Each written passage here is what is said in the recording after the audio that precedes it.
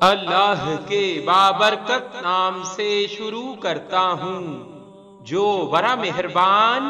نہایت رحم والا ہے، اور درود لا محدود حضور صلی اللہ علیہ وآلہ وسلم کی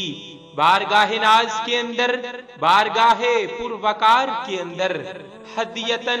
عقیدتن، محبتن، نذرانتن، تحفتن، مودتن، ادبن پیش کرنے کے بعد 7 راتوں کا نبوی وظیفہ ملک شام سے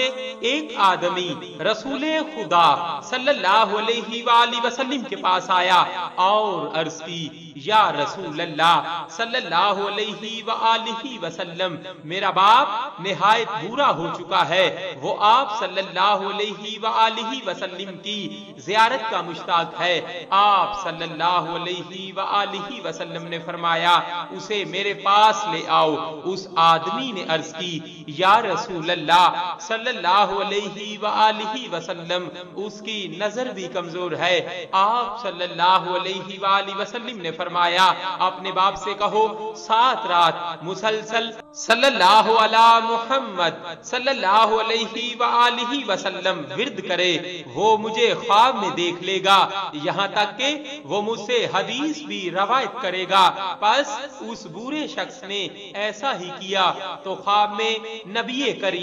صلی اللہ علیہ وآلہ وسلم کی زیارت سے مشرف ہوا اور حدیث بھی روایت کی، صلی اللہ علیہ وآلہ وسلم۔ صلی اللہ علیہ وآلہ